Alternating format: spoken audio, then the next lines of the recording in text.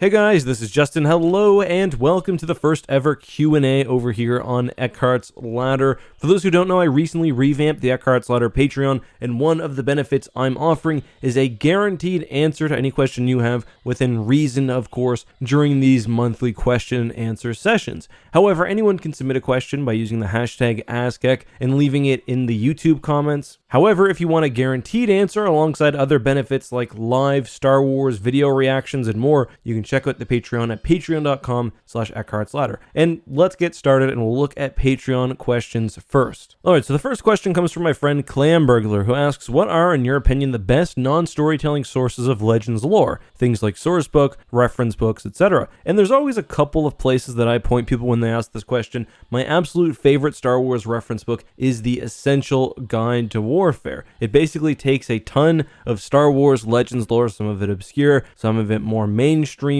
and just summarizes it and puts it all into context, while also adding lots of bit of lore, especially around spaceship and wars and everything else. So that would be my main recommendation. I also think the Essential Atlas is great, and just generally, if there's a time period you're more interested in, consider checking out source books from that era. Like the Dark Empire source book is one that I lean on a lot, and it's a very good sort of place where extra information is added on alongside the comic, and it also takes additional information that came out during the Thrawn trilogy and makes it all sort of work together nicely. Alright, so the next question comes from Owen. He DM'd me and asked me about my video regarding the new Thrawn trilogy. The basic premise of that was how Disney is setting up basically the pieces to recreate the Thrawn trilogy in Star Wars canon. His question and concern was the degree to which pre-existing canon material would need to be contradicted to make that fit into the timeline, and specifically, he really likes the book Bloodline, which is set in the post-Endor era of Star Wars canon. And yeah, I think his sort of instincts are right there. If the new Thrawn trilogy becomes a thing, it is very possible that certain elements of books like Bloodline will need to be tweaked a little bit, and that's something that Star Wars has done before in the past, obviously much more drastically when it came to like the Bantam era books containing wild inaccuracies about what would become the prequel era. And Star Wars is definitely not shy to do some retconning. So when I think of Bloodline, it's been a while since I've read it, I think the main sort of issue there is that Bloodline describes most of the post-Endor period as a very peaceful one. And yeah, that's probably incompatible with a major Thrawn trilogy style event. His other question was, now, would Star Wars or Disney ever go and republish or rewrite portions of that story? And the answer to that, unfortunately, is no. I don't think there's really any precedent for that. I think that especially early on in the new expanded universe, they were treating these stories as sort of side pieces to the main event. So I think what they'll probably just do, because obviously a Star Wars TV show is 1,000 times more high profile than a book, is just overwrite the book. And that is unfortunate for people who are big fans of those stories like Owen, and I also enjoyed Bloodline, although I purposely would have no problem with the retcon, but that's just unfortunately what it's going to be. Alright, so the next question comes from Torin, who was just reading Salvation by Peter F. Hamilton, a book I've never read, by the way, but it brought up the question of the scale of the universe. Basically, that once a civilization invents or reaches interstellar travel, that there would be no need to go to war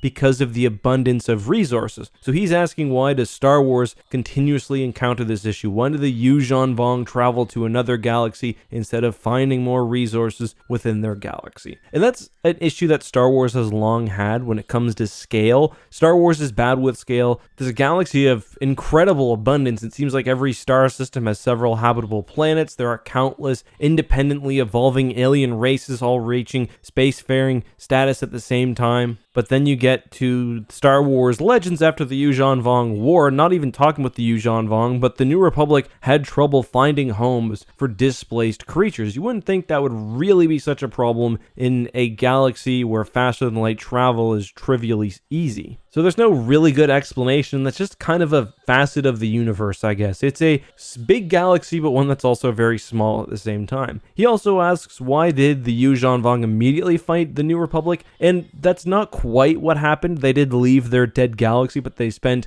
an unknown amount of time traveling the intergalactic void, the space between galaxies. And that's why their ships are all so sick by the time they actually reach the Star Wars galaxy. All right, so the next question comes from Jack, who says, "Hey, Eck, if you could choose one and only Legends character or organization to be added into the current canon, who would it be?" A cheeky second question as well. Who do you hope Disney leaves to never return from Legends back to canon? Really interesting question. For me personally, I've been saying that I think the Smugglers Alliance, as led by Talon Karrde, would fit very well into even a post-Episode 9 Star Wars sequel era. I love Talon Karrde. He first appeared in the Thrawn trilogy. He's one of my favorite characters, and I would just love to see him in there. Regarding characters that I hope don't reappear, I'm probably going to go with Thrak and Sal Solo. Not because I hate the idea of him as a character, but because he's the cousin of Han Solo. Basically, Han Solo's cousin. He becomes a very powerful Corellian politician. He becomes a bad guy for a while. Features really heavily in the Corellian trilogy, then even more so in the New Jedi Order, and I just don't like the universe being that small. I don't like the idea of Han Solo having some cousin who also rises to power independently. I just think that's a little bit lame. The next question comes from the creator, who says, "I know this is a bit of a weird one, but the 2003 Clone Wars never sat right with me. I mean, it is fun and hell very enjoyable, but it seems to go against what Qui-Gon said in Episode 1 when he told the Queen he could not fight a war for her." Then he goes on to mention power creep and how sort of ridiculous the show is, but not necessarily in a bad way. And I will say I think those are two sort of separate issues. The show is very heavily stylized. It is the Samurai Jack of Star Wars. Personally, that's why I like it, because I sort of imagine what's going on as a artistic representation of what would have quote-unquote actually happened. Whether it matches with what sits for the rest of the Clone Wars and the prequels, I'm not really sure, but I do think the idea of Jedi fighting a war they shouldn't be fighting is one that's meant throughout the entire prequel trilogy. The Revenge of the Sith novel sort of touches on the fact that the Jedi lose the war by even participating at all. So I don't think that's necessarily a mistake. I do think there probably are other lore issues that arise when you compare the show with the later Clone Wars series, but I don't think that in particular is an issue. Great question, though. All right, so those are all the Patreon questions for this month. If somehow yours got lost or I missed it, feel free to send me a DM and I'll write you a message back in person. If you've submitted a question for this month, however, you're completely free to submit another one next month. And if you'd like to guarantee your question being answered, go to patreon.com/EckhartsLadder and check out the tier lists and the rewards. With that being said, I will take a few YouTube questions, and you can submit those with the hashtag AskEck. Maybe add hashtag AskEckSeptember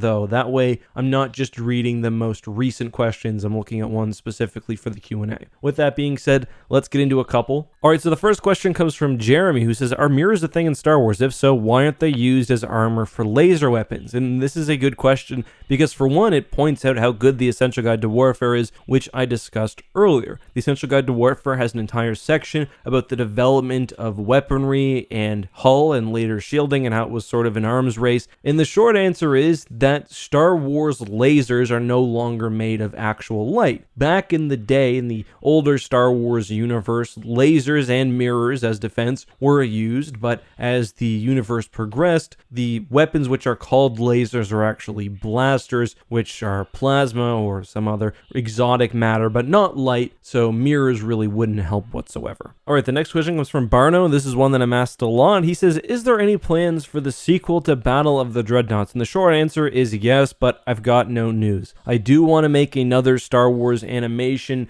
I do actually want to make more animations overall. I would like to do more like that joke video I did about Episode 8, which was meant in good fun. Some people obviously took it another way. I'd like to kind of poke fun at or riff on other parts of the Star Wars universe, or even make some cool animations. But Battle of the Dreadnoughts 2, I would like to happen. I would like to dramatically increase the budget. It all comes down to when E.C. Henry or another animator has time and is willing to work on the project. And a lot of these guys are really busy. A lot of them have their own YouTube channels, so I can't say for sure when it's going to happen, but when there's news, I promise I will let you know. And just keep in mind that it is something, of course, I do want to do. All right, so the final question for today comes from Dominic, who says, "I have a lot of Audible books, just haven't listened to them yet. I was wondering, would you read them in chronological order, or would you read the ones that interest you the most?" So great question. I always recommend that people trying to get into Star Wars Legends start with a few different eras, usually the Thrawn trilogy, some of the Old Republic stuff, and kind of figure out what they're most interested in. For me, that would be the Thrawn trilogy. I would consume as many of those books as possible. Then I would sort of go through the timeline and at least take a stab at read every individual bit and trilogy that I'm interested in. So you don't need to read the True Sepulchra, for example, but the books do add on to themselves and they are easy to find. I always recommend, though, that people at least check out the X-Wing series, the Thrawn trilogy, the Thrawn duology. There are some, however, that you can skip, like I think the Callista trilogy is a pretty easy skip, so just check online. I will warn, however, when it comes to audiobooks, a lot of the Bantam era material, really everything, and then also the New Jedi Order, are only available in a heavily truncated form called an abridgment. Basically takes like a 12 to 15 hour audiobook and puts it down into 3 hours. So for a lot of those books, unfortunately, you're better off reading the physical copy. Now, Star Wars is actually going through and re-releasing some of the Legends versions or Legends books with new audiobooks, like the Rogue Squadron book, at book 1 of the X-Wing series got a re-release. Book 2